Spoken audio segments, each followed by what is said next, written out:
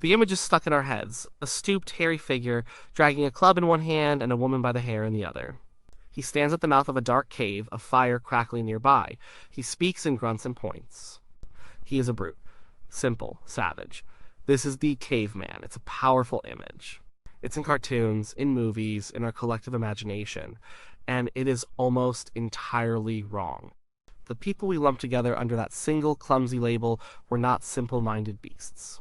They were resourceful, intelligent, and deeply human. They were survivors in a world far harsher than ours. They built homes, made sophisticated tools, hunted massive and dangerous animals, cared for their sick and elderly, and even created art. They had culture, they had families. The story of our ancient ancestors is not a story of brutishness. It's a story of ingenuity and endurance. To understand them, we have to throw out the cartoon and look at the evidence they left behind. First, let's get the names straight. Who are we even talking about when we say caveman? The term is messy. It usually refers to our extinct cousins, the Neanderthals, who lived in Europe and Asia for hundreds of thousands of years. But it also gets applied to early modern humans. Homo sapiens, our direct ancestors who lived during the same period, often called the Stone Age. These were different groups of people, different species even, but they both faced the same challenges of the Ice Age. And neither of them fit the stereotype. Let's start with this cave part. Did they live in caves? Yes, some of them did. A cave is a pretty good shelter. It's ready-made. It protects you from the wind and the rain and the saber-toothed cats. It's a solid choice when you find one, because they lived in caves and died in caves and left their things in caves. We find a lot of evidence there. The rock protects bones and tools from the elements for tens of thousands of years. But this gives us a skewed picture. It's what archaeologists call a preservation bias. We find things in caves because caves are great at preserving things. We don't find much evidence of them living out in the open, on a riverbank, or in a forest clearing. Why? Because a shelter made of wood and animal hides will rot away to nothing in a few decades, let alone 40,000 years. The tools they left there would be scattered by floods and buried under soil. The evidence simply disappears, so we know they used caves. But we also have evidence they didn't only live in caves. They were not tethered to them. In places where there were no caves, they built their own homes. Archaeologists in Ukraine have found incredible structures. They are circular huts made from the bones and tusks of woolly mammoths. Imagine that. They hunted and killed these giant beasts, then used their massive skeletons to build a framework for a home.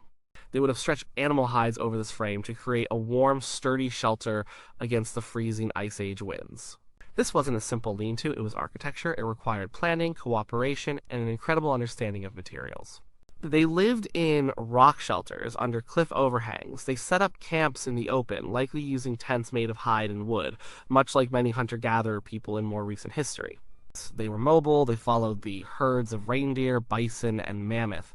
They moved with the seasons. A cave might be a good base camp for a season, but it wasn't a permanent prison.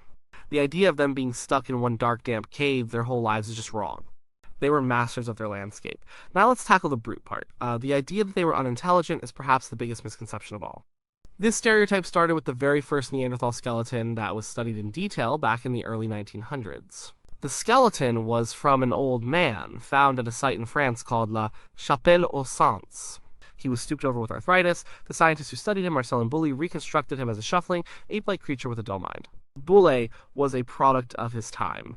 He believed in a ladder of progress, with modern Europeans at the very top.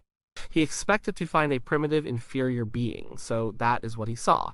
His drawing of the dim-witted, stoop-shouldered Neanderthal became the classic image that stuck for a century. We now know that reconstruction was completely wrong. Neanderthals walked upright, just like us, and their brains. Their brains were, on average, slightly larger than ours are today. The brain size isn't a perfect measure of intelligence, of course. The structure is also important. Their brains were shaped a bit differently from ours, longer and lower. This might mean they thought differently, that their minds worked on a slightly different operating system. Maybe they had better visual processing, while our brains were better wired for social networking. We don't know for sure, but we do know one thing: a brain that big is not for a simple animal. Your brains are metabolically expensive. They burn a huge amount of calories. Evolution doesn't hand out big brains for no reason. You only get one if you need it to solve complex problems, and they had plenty of complex problems to solve. Their greatest testament to their intelligence is their technology. The stereotype gives them a crude club. The reality is a sophisticated toolkit. Neanderthals perfected a method of making stone tools called the Mousterian industry, which involved a technique known as Levallois. This was not just banging two rocks together. Think about it this way. You find a good piece of flint. You don't just start chipping away to make a point. First, you have to prepare the core. You carefully chip away at the edges, shaping the stone into a specific form, like a turtle shell. You are preparing it for one final decisive strike. You have to know the right angle, the right amount of force. Like if you do it perfectly, that one strike will knock off a flake that is the exact size and shape you want. It's sharp, it's standardized, it's ready to be used as a knife, a scraper, or a spear point. This requires forethought. It requires abstract thinking. The tool is not in the rock. You have to see it in your mind's eye before you even start. You have to follow a sequence of steps. And you have to be able to teach this skill to your children. This is a craft passed down through generations. This is technology. They made dozens of different types of tools, each for a specific purpose. Scrapers for cleaning animal hides, points for spears, knives for butchering meat, awls for punching holes in leather to make clothing. They didn't just work with stone. They worked with wood, bone, and antler. We don't have many wooden artifacts because wood rots, but in a few rare sites, wooden spears have been found. These are not just sharpened sticks. They are carefully balanced, with the weight concentrated at the front, just like a modern javelin. The tips were hardened in fire to make them more lethal, and then there is the glue. We have found Neanderthal tools with traces of black adhesive on them. This stuff is birch bark tar. Making it is not simple. You have to heat birch bark in a container without any oxygen to a very specific temperature, somewhere between 340 and 400 degrees Celsius. Too cold and nothing happens. Too hot and it just burns up. You have to build a special underground pit or use ceramic-like containers to control the process. This is basic chemistry. It's a multi-stage process that requires patience and a deep understanding of the properties of fire and materials. They invented the first synthetic material, a superglue, to attach their stone points to wooden shafts. This is not the work of a brute. This technology fueled their hunts. Early ideas suggested that cavemen were mostly scavengers, picking up the leftovers from other predators. The evidence now shows this is completely false. They were the apex predators of the Ice Age. They hunted the biggest, most dangerous animals on the planet. Woolly mammoths, woolly rhinos, giant cave bears, bison. You do not hunt a mammoth by running at it with a club. It would be suicide. You hunt a mammoth with planning, communication, and cooperation. You have to understand the animal's behavior. You have to know its migration routes. You have to work as a team to separate a young or weak individual from the herd. You have to drive it into a trap, maybe a pit or a narrow ravine. Then you have to move in for the kill, using those fire-hardened spears at close range. This was incredibly dangerous work. We see the proof of it on their bones. Many Neanderthal skeletons show evidence of severe injuries like broken arms, ribs, and legs. The pattern of these injuries is very similar to what you see in modern rodeo riders. It's the pattern of someone who gets up close and personal with large, angry animals. They were not just surviving, they were thriving at the top of the food chain. So, they were smart tool makers and expert hunters. But were they human in the way we think of it? Did they have culture, compassion, and language? The grunting, part of the stereotype, is one of the most persistent. But the evidence suggests they had complex language. For one, the genetics tell a story. We know that modern humans have a gene called FOXP2, which is critical for the development of speech and language. When scientists were able to sequence the Neanderthal genome, they found that Neanderthals had the exact same version of the FOXP2 gene as we do. This doesn't prove they could speak, but it shows they had the genetic foundation for it. Then there's the anatomy. In your throat, you have a small U-shaped bone called the hyoid. It anchors the tongue and allows for the fine muscle movements needed for speech. Without it, you can't produce the complex range of sounds that human language requires. For a long time, no one had found a Neanderthal hyoid bone, but then one was discovered in a cave in Israel. And it was virtually identical to a modern human's. This means physically they had the equipment to speak. Given the complexity of their lives making tools, planning hunts, teaching their children, it's almost impossible to imagine them doing it all with just grunts and gestures. They needed language. They needed to say things like, we need to make more spear points, the sharp kind, for the bison hunt next week. Or, watch out, your mother is in a bad mood today. We will never know what their language sounded like. But it was almost certainly a rich and complex system of communication. Not just grunts, the evidence for their humanity goes deeper than just intelligence and language. It goes to the very heart of what we consider to be human compassion and symbolism. For a long time, it was assumed that life in the Stone Age was assy, brutish, and short, and that the weak or injured were simply left behind to die. The archaeological record tells a different story. There is the Old Man of Shanidar, the same skeleton found in the Shanidar cave in Iraq that Marcellin Boulay based his brutish caricature on. We now know this individual, known as Shanidar I, lived to be about 40 or 50 years old. That was a ripe old age for the time, but his life was incredibly hard. He had a crushing blow to the side of his head when he was young that would have damaged his brain, and likely left him partially blind in one eye. His right arm was withered and had been amputated or broken off above the elbow. He was deaf in one ear, and he walked with a severe limp due to arthritis in his feet and legs. This man was severely disabled. He could not have hunted. He could not have kept up with the group easily. He could not have defended himself. In a survival of the fittest world, he should have died young. But he didn't. He lived for decades with these injuries, and the only way that is possible is if his group, his family, cared for him. They fed him, they protected him, they helped him when he was in pain. This is not the behavior of unfeeling brutes. This is the behavior of a compassionate community.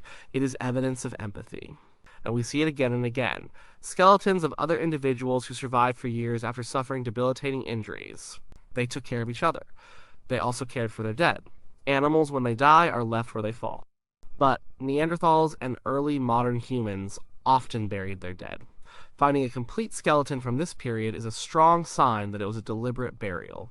An unburied body would be torn apart by scavengers in a matter of days. These burials suggest something more than just getting rid of a corpse. They suggest ritual. They suggest respect for the person who died. In some graves, the bodies are placed in a specific position, like being curled up in a fetal position. Sometimes, tools and animal bones are placed in the grave with the body. Why? We can only guess. Maybe they thought the person would need tools in an afterlife. Maybe it was just a final gift, a sign of love and respect. At the same Shanidar cave, there was a controversial finding of high concentrations of flower pollen in one of the graves. The original idea was that this person, Shanidar IV, had been laid to rest on a bed of wildflowers. It was a beautiful, poetic image. More recent analysis suggests the pollen might have been brought in by burrowing rodents. But even if the flower burial isn't true, the fact that they deliberately buried their dead at all is a massive leap in human consciousness. It shows they were thinking about life, death, and what comes after. And finally, there is the question of art and symbolism. For a long time, it was thought that only we, Homo sapiens, were capable of symbolic thought. The ability to make one thing stand for another. The ability to create art. We have the stunning cave paintings of Lascaux and Chauvet in France, incredible galleries of horses, bison, and lions that are over 30,000 years old. These were made by our direct ancestors. But what about the Neanderthals? For decades, the answer was no. They made no art. But recent discoveries have completely changed that picture. In several caves in Spain, archaeologists found simple red paintings on the cave walls. There were lines, dots, and a stencil of a human hand. The paintings weren't as spectacular as the ones at Lascaux, but they were definitely art. The truly shocking thing was their age. Using new dating techniques, scientists found that these paintings were over 64,000 years old. That is more than 20,000 years before modern humans are thought to have arrived in that part of Europe. The only people who could have made them were Neanderthals. This is a game changer. It means Neanderthals were creating symbolic art. A hand stencil is profoundly symbolic. It's a way of saying, I was here. It's a signature. It's a mark of identity. And it's not just cave paintings. We have found Neanderthal jewelry. At a site in Croatia, they found a set of eagle talons that had been cut and notched. They were clearly part of a necklace or a bracelet. Eagles are powerful, impressive birds. Wearing their talons would have been a statement. It was personal adornment. It wasn't about survival, it was about identity, status, and beauty. We have also found seashells with holes drilled in them and covered in ochre, a red mineral pigment. These shells were found far inland, meaning they were carried a long way. They were valuable. They were beads. They used pigments, like red ochre and black manganese, for more than just painting on cave walls. They likely used them to paint their own bodies, to decorate animal hides, and for rituals. This is the beginning of art, of culture, of everything we think of as separating us from the rest of the animal kingdom. And Neanderthals were doing it. So where did this brutish, club-wielding stereotype come from, if all this evidence points the other way? It came from a combination of bad science, old prejudices, and a desire to see ourselves as special. When the first Neanderthal fossils were found in the 19th century, the Western world was steeped in the idea of progress. They saw a ladder of evolution, with themselves Victorian gentlemen at the very top. Everything else had to be a lower, more primitive rung on that ladder. The Neanderthal, with its heavy brow ridge and robust bones, looked primitive, so it was assumed to be primitive in mind and behavior as well. It fit their worldview. Marcel and Boule's flawed reconstruction of the old arthritic man from La Chapelle cemented this image. And then pop culture took over. Movies, books, and cartoons found the caveman to be a useful character. He was a simple stand-in for our primitive past, a comical brute who could be used for adventure stories or sitcoms. The fiction was more entertaining than the reality, so the fiction is what stuck. The reality is so much more interesting. The world of the so-called cavemen was not a simple world. It was a world populated by different kinds of humans, living side by side, as Neanderthals and early Homo sapiens coexisted in Europe and Asia for thousands of years. They weren't just neighbors. We know from genetic evidence that they interbred. Many people of non-African descent today carry a small percentage of Neanderthal DNA in their genomes. They are part of our family story. They were not grunting, hairy brutes. They were people. They were intelligent, resourceful, and resilient. They adapted and survived for hundreds of thousands of years through dramatic climate change. They built homes, families, and societies. They felt compassion for each other. They grieved for their dead. They looked at the world and tried to understand it, and they tried to leave their mark on it with a handprint on a cave wall. When we look at them, we shouldn't see a caricature. We should see a reflection of ourselves, stripped down to the essentials. People facing a difficult world, using their minds and their communities to survive and find meaning. They are not a primitive other. They are us, just in a different time. The caveman stereotype tells us very little about them, but it tells us a whole lot about our own need to feel superior to our past. The real story is far more complex and far more human.